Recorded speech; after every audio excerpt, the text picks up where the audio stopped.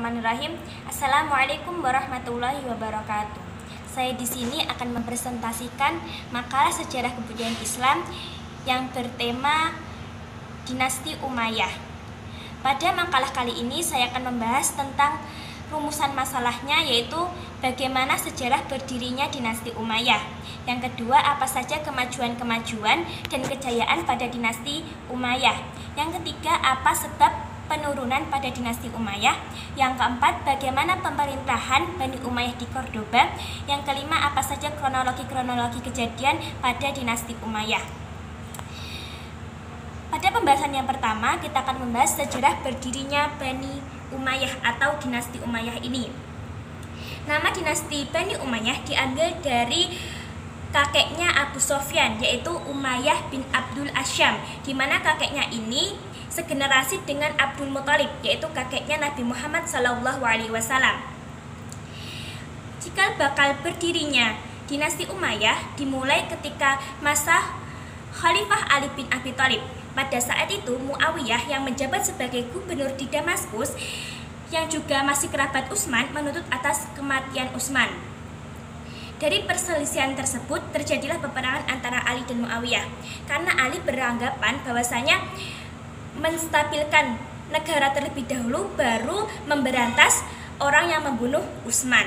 Tapi Muawiyah berpendapat harus dihukum dulu orang yang membunuh Utsman radhiyallahu anhu.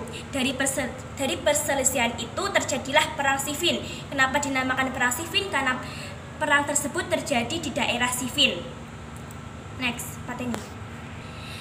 Dalam peperangan hampir saja pasukan Muawiyah kalah. Akan tetapi atas nasihat dari Amr bin As memerintahkan untuk tahkim. Apa itu tahkim? Tahkim yaitu mengangkat mushaf Al-Quran di ujung lembing. Itu menandakan seruan untuk berdamai.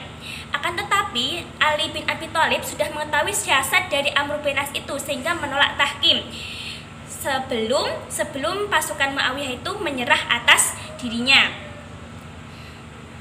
Oke. Dan karena Ali menolak tahkim itu, ada sebagian kelompok dari kelompoknya Ali yang ingin memisahkan diri karena beranggapan bahwasanya Ali itu sudah kafir karena tidak mau menerima tahkim yang diajukan oleh Muawiyah. Tahkim dan mengkafirkan Muawiyah karena menentang Ali radhiyallahu anhu. Sejak peristiwa itu, Ali tidak lagi menggerakkan pasukannya untuk menundukkan Muawiyah, tapi menggempur habis orang-orang Khawarij yang terakhir terjadi peristiwa Nahrawan pada 9 Safar 38 Hijriah, di mana dari 1.800 orang Khawarij hanya 8 orang yang selamat jiwanya, sehingga dari 8 orang itu menyebar ke Amron, Kan'an, dan lain sebagainya.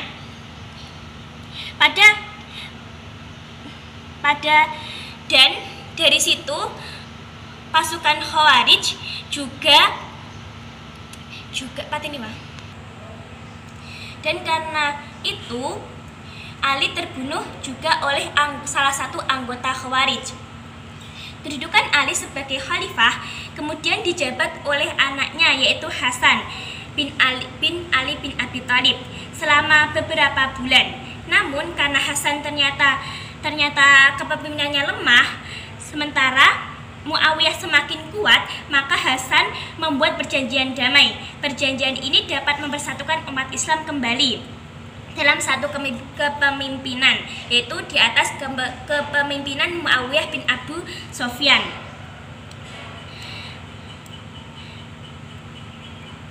Oke, jadi seperti itu ya teman-teman sejarah berdirinya Dinasti Umayyah. Oke, sekarang kita akan membahas tentang Dinasti Umayyah. Apa itu Dinasti Umayyah? Bagaimana kejayaan dan kemajuan pada Dinasti Umayyah? Oke, Bani Umayyah dalam bahasa Arab yaitu Banu Umayyah atau kekhalifahan Umayyah, yaitu kekhalifahan Islam pertama setelah masa Khulafaur Rasyidin yang memerintah selama 661 sampai 750 di Jazirah Arab dan sekitarnya. dan beribu kota di Damaskus. Jadi yang dulu beribu kota di Madinah dipindahkan ke Damaskus. Serta dari 756 sampai 1031 di Cordoba. Jadi ada dua pemerintahan pada masa dinasti Umayyah. Yang pertama yaitu di pemerintah di Damaskus, yang kedua yaitu di Cordoba.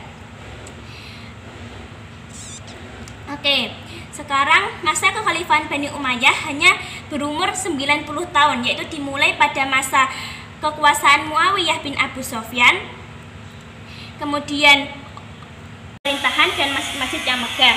Jadi selain perluasan wilayah juga banyak mendirikan tempat-tempat untuk orang-orang cacat, tempat pabrik-pabrik, gedung-gedung, dan masjid-masjid.